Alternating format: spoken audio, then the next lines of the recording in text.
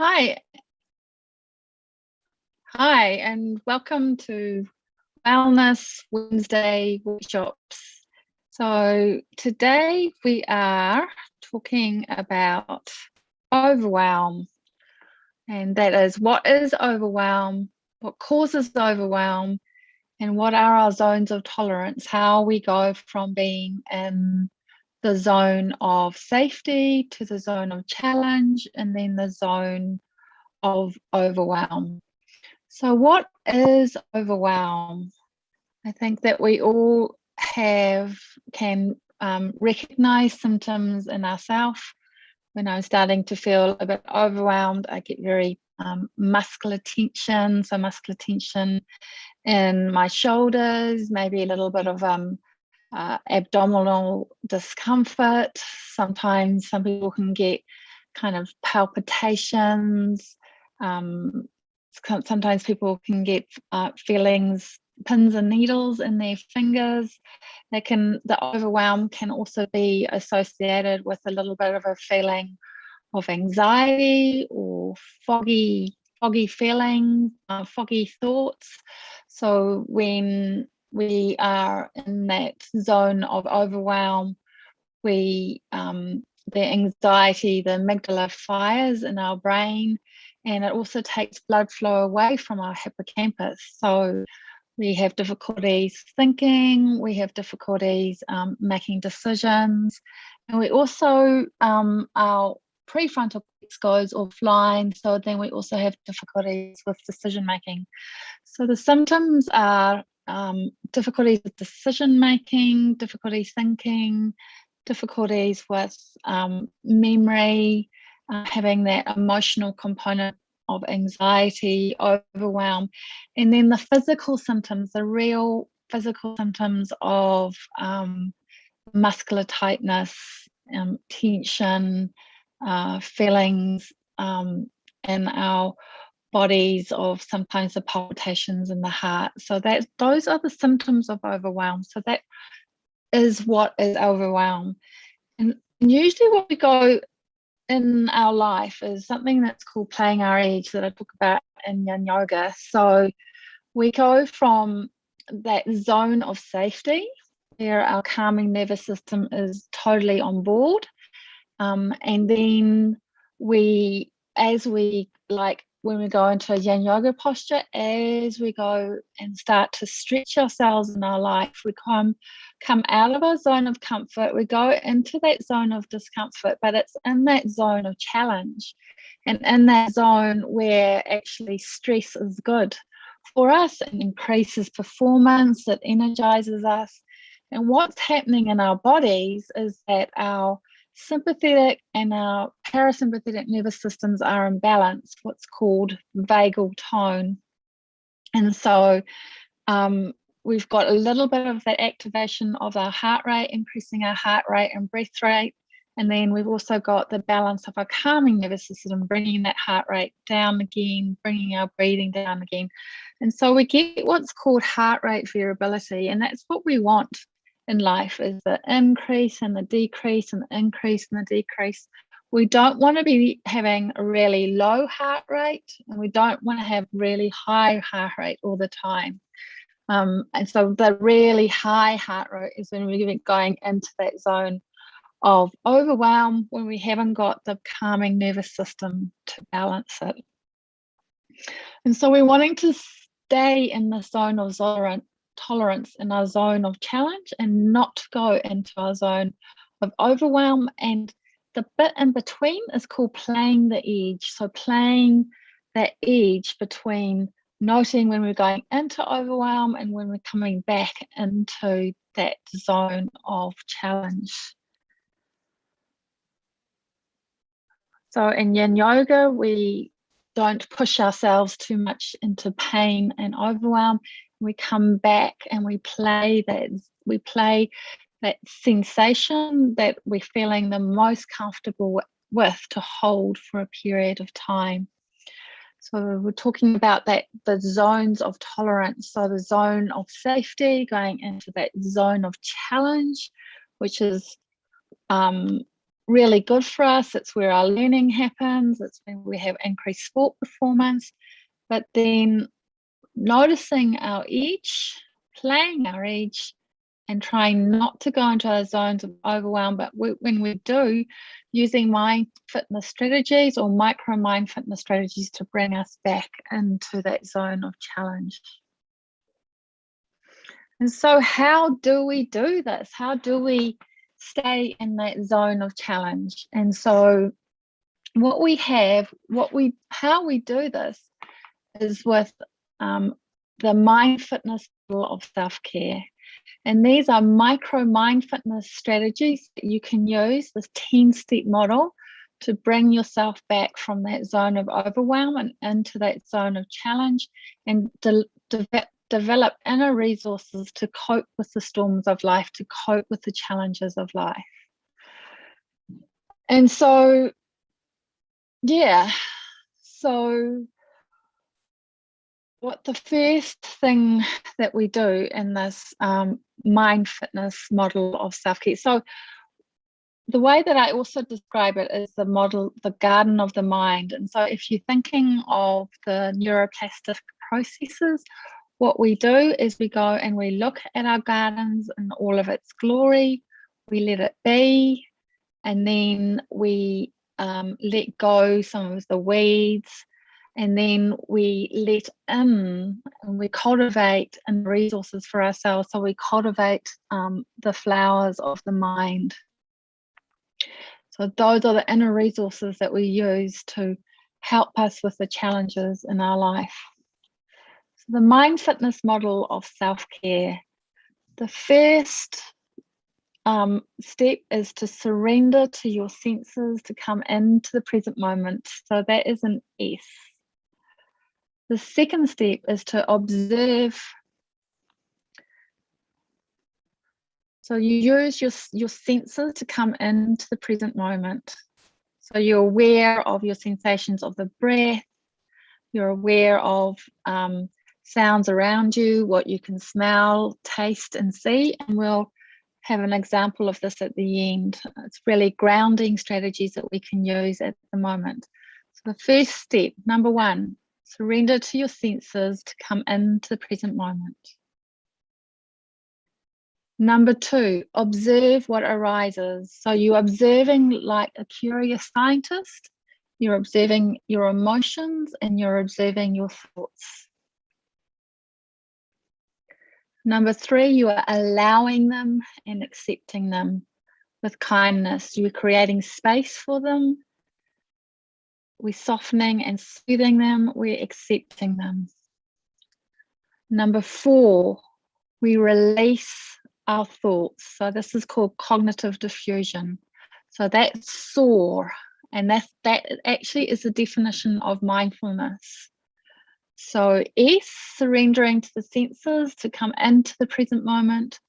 O, observing our thoughts and emotions. A, allowing and accepting them. And R, releasing thoughts. And so we use mindfulness so that we can respond rather than react. So we are habitually in these patterns of reacting, and we use mindfulness to give us that space so that we can make a decision to respond rather than to react. And then the next step, number 5, is I, of soaring. So we ask ourselves, what inner resource do we need? So do we need kindness or self-compassion or calm or courage or grit or mindfulness? Another way of looking at it is that our overwhelm, if we think about life, if we're holding overwhelm in our hands, life getting lifey, as I've said before, and the causes of it being the biological and social causes of it, and which I haven't talked about. And then we resist it and we strive. Our thoughts are the striving. And then have our inner critic. And then what mindfulness does is that we can observe it, so we can place it down, we can let it go, and we can observe it for all it is. And then the inner resources is asking ourselves what we need. So bringing our hands underneath it and asking ourselves, what do we need in this situation?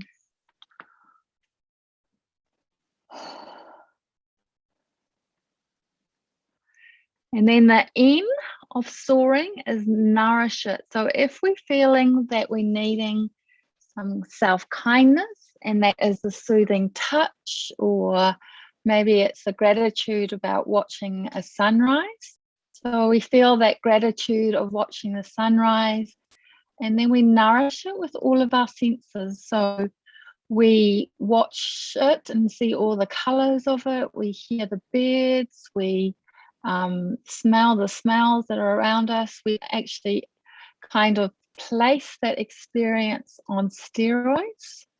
So we nourish it, and then we give it 3 breaths to feel it absorbing into all of our body, so that we can rewire our brains with positive neuroplasticity. Research shows that we need to stick with it for 3 to 5 seconds, because we are Teflon for our negative, and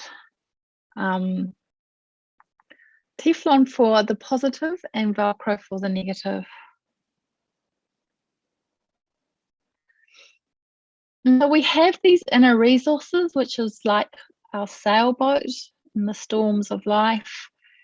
And what we need to do, though, is that we need to have a purpose. So we need to have our North Star or our lighthouse that guides us and gives us direction in our goals in life. So our inner resources are our sailboat and what our sailboat is made up of.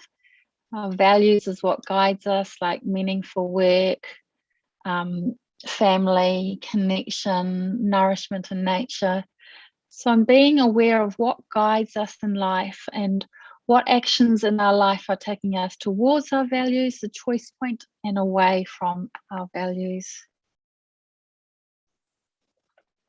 And so this week, just to have the microMindFitness practices that we are going to be talking about this week.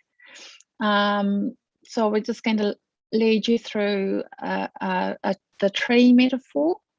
And then also on YouTube here at the moment is to do the soul, to practice soles of the feet practice and the progressive muscle relaxation. So this is the S of SOAR that we're getting into to start with, the first part of the steps. So the S of SOAR.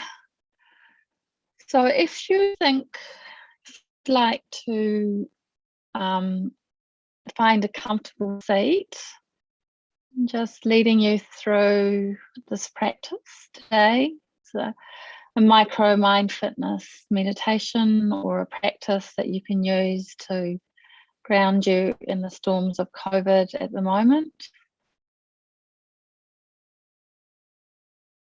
So maybe if it's accessible to you today, taking 3 deep breaths, knowing that you can use any of your senses to surrender to the present moment.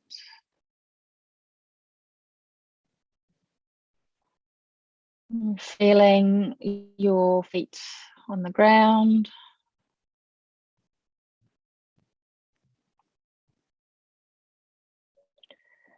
Imagining your feet as they're connected to the ground, being like roots of a tree. Or if you're standing in your normal life, really feeling the sensations of your feet on the ground. And imagining your body like a tree,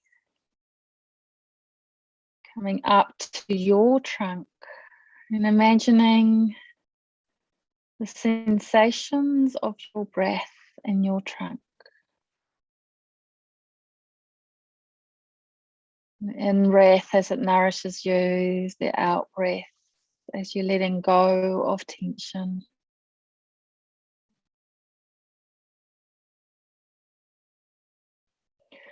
And then imagining your arms reaching up into the sky, like the branches of a tree. Knowing that we have 4 fingers for the 4 remaining senses. So you can use the sensations of your hearing to bring you into the present moment. One of the fingers. So I can hear birdsong at the moment, sounds of the wind, maybe water lapping against the shore.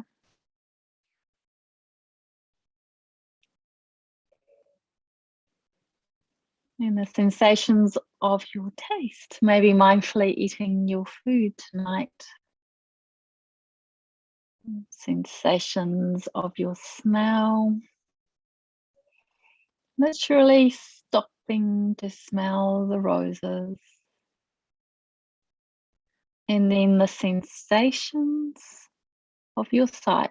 So maybe perhaps opening your eyes and looking at 3 things that you can see.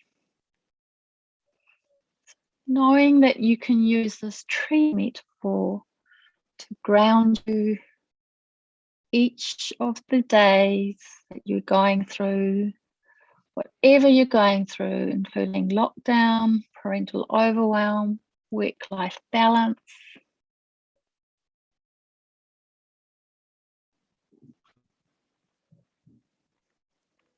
So the perfect way to reset is to simply take a pause and to practice these micro MindFitness practices of soaring. So we have soaring, and then we also have accessing our sailboat, which is our values and our goals via the choice point. So thank you very much for watching today, and that is the first part of the series. So the first part of the series is the zones of tolerance, playing our edge, and how we can use the micro-mindfitness model of self-care to help us overcome overwhelm, the 10 steps to overcome overwhelm.